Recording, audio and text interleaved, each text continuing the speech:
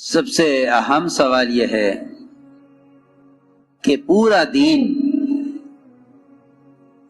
دین عملی طور پر مسلمان کی زندگی میں کس راستے سے آئے. اس لیے کہ دین پر جو کامیابی کے وعدے ہیں وہ کمال دین پر ہیں. مسلمان کا اپنا دین ناقص کب ہوتا ہے؟ دو چیزیں اس کے دین میں نقصان پیدا کرتی ہیں. ایک اس کے اقتصادی حالات اور دوسرے باطل طاقتیں. مسلمان یہاں آ کر اپنے دین کے بارے میں مجبور ہو جاتا ہے کہ یہ میرے حالات ہیں، ان حالات میں حکم کیسے پورا کروں، یا یہ رکاوٹیں ہیں، ان رکاوٹوں میں ہم عمل کیسے کریں. اللہ رب العزت نے پورے دین پر کلی اختیارات کے ساتھ چلنے کے لیے اللہ رب العزت نے پورے دین پر کلی اختیارات کے ساتھ چلنے کے لیے مسلمان کے ذمے ایک کام کیا تھا، اور وہ کام یہ تھا کہ اگر تم اپنے دین کی دعوت پر قائم ہو تو میں ہر زمانے میں باطل کے خلاف ایمان والوں کی مدد کرنے والا ہوں. یہ اللہ نے قرآن میں شرط لگائی تھی. امت نے اجتماعی طور پر اس شرط کو چھوڑا ہے.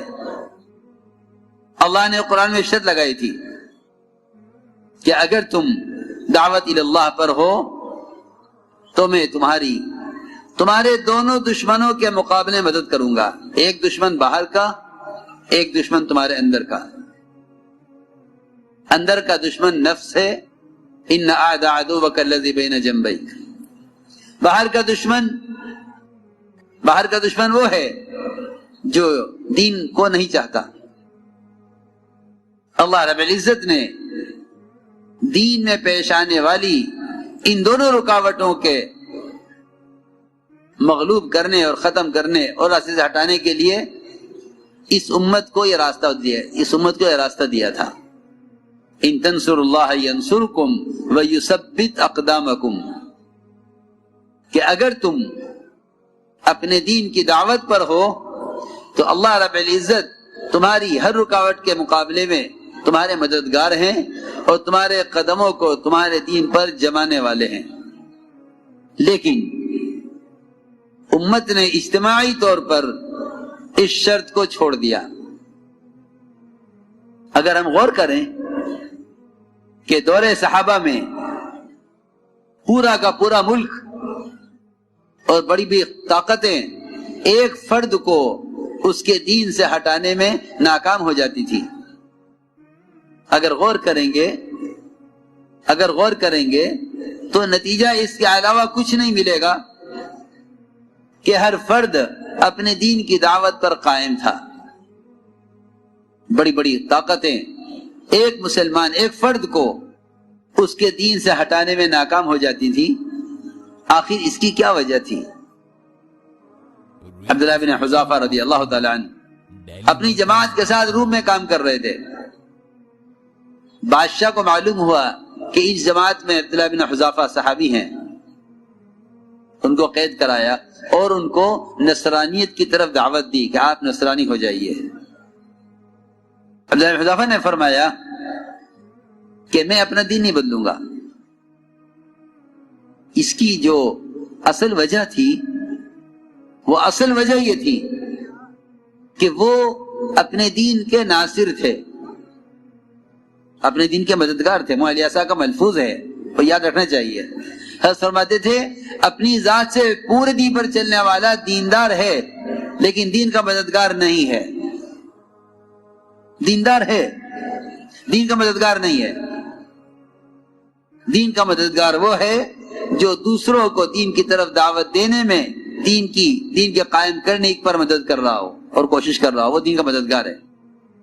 وہ یا تعلیم کے ذریعے سے، یا تدریس کے ذریعے سے، یا معروف اور وعظ و نصیحت کے ذریعے سے. یہ تمام شعبے یہ ان شعبوں کا احیاء، یہ باطل کے دفاع کا اصل ذریعہ تھا. لیکن امت یہ سمجھ کر بیٹھ گئی کہ یہ شعبہ ان چند لوگوں کے ذمہ ہے اور یہ شعبہ ان چند لوگوں کے ذمہ ہے، ساری امت کے ذمہ کام نہیں ہے. امت کے اپنے دین سے پھسلنے کا اور ارتداد کا جو سب سے بنیادی سبب ہوا وہ یہ کہ امت اپنے دین کی ناصر اور مددگار نہیں رہی. یہ اصل سبب ہوا امت کی بے دینی کا. ورنہ سارا باطل مل کر ایک سنت کا مقابلہ نہیں کر سکتا تھا. اب ایک فرد کو نعوذ باللہ اپنا پورا دین چھوڑنے کے لیے دنیا کے تقاضے پر اس کو اپنا پورا دین چھوڑنے میں کوئی جھجک اور کوئی رکاوٹ نہیں ہے. وجہ کیا ہے؟ کہ اس شرط کو پورا نہیں کیا جو شرط اللہ نے لگائی تھی دین پر استقامت کے لیے. ان تنصروا اللہ ینصرکم ویثبت اقدامکم. عبداللہ حذیفہ رضی اللہ تعالیٰ عنہ نے صاف انکار کیا کہ نہیں، میں نصرانیت قبول نہیں کروں گا. بادشاہ نے کہا کہ میں اپنا آدھا ملک تمہیں دیتا ہوں، اس لیے کہ اسلام کو چھوڑنے میں یا اسلام کے احکام کو توڑنے میں سب سے پہلی چیز جو پیش کی جائے گی مسلمان پر وہ مال کا لالچ ہوگا. مال اور عہدہ، یہ دو چیزیں امت کو پیش کی جائیں گی اپنا دین چھوڑنے کے لیے. یہ مال اور عہدے کو دین کے مقابلے میں اس لیے ترجیح دیں گے کہ وہ سمجھیں گے کہ دنیا میں اگر ہم چل سکتے ہیں تو مال عہدے کی بنیاد پر چل سکتے ہیں. عہدے سے ہمیں اختیارات مل جائیں گے اور مال سے ہمیں اسباب مل جائیں گے. حالانکہ خدا کی قسم اسلام کے قائم ہونے میں مال اور عہدے کو کوئی دخل نہیں ہے. اسلام کے قائم ہونے میں مال عہدے کو فرماتے تھے ملک و مال سے نہ اسلام کبھی پھیلا ہے نہ کبھی پھیلے گا. یہاں آ کر یہ دین چھوڑ دیتا ہے، یہ مال کے لالچ میں یا اختیارات اور عہدوں کے حاصل کرنے میں. یہ دونوں چیزیں پیش کی گئی عبداللہ بن حذیفہ کو کہ آدھا ملک ہم آپ کو دے دیں گے، مال بھی ہے عہدہ بھی ہے، آپ اپنا دین چھوڑ دیجئے. فرمایا نہیں، میں دین نہیں چھوڑوں گا. بادشاہ نے کہا کہ یا تو دین چھوڑو ورنہ میں تمہیں قتل کروں گا. فرمایا انت وذاک، جو چاہے کر، میں اپنا دین نہیں چھوڑوں گا. بادشاہ نے ان کو جلانے کا ارادہ کیا. ان کے سامنے 2 مسلمان قیدیوں کو دیگ میں ڈال کر جلایا. یہ واقعات صرف صحابہ کا تعارف کرانے کو نہیں ہیں، یہ واقعات صرف صحابہ کی تاریخ بتانے کے لیے نہیں ہیں، یہ واقعات امت کو قیامت تک کے لیے اپنے دین پر قائم رہنے کے ضابطے اور طریقے بتانے کے لیے ہیں. امت کو قیامت تک کے لیے دین پر استقامت کے ضابطے طریقے بتانے کے لیے ہیں یہ واقعات. چنانچہ عبداللہ بن حذیفہ رضی اللہ تعالیٰ عنہ اس پر جمے رہے کہ میں اپنا دین نہیں چھوڑوں گا. اس استقامت کا جو اصل راز ہے، اس استقامت کا جو اصل بنیادی سبب ہے، وہ بنیادی سبب اپنے دین کی دعوت ہے. اور یہ بات میری آپ سے بھی یاد رکھیے گا، دعوت کا تصور میرے اور آپ کے طریقے عمل کا نام نہیں ہے، بلکہ دعوت اس طریقے جہد کا نام ہے جو طریقے جہد محمد صلی اللہ علیہ وسلم اور آپ کے صحابہ کا تھا. اس طریقے جہد بعینی، اس طریقے جہد کا نام دعوت ہے. اس طریقے جہد کا نام دعوت ہے، اور اس طریقے جہد پر ان تمام غیبی نصرتوں کا وعدہ ہے.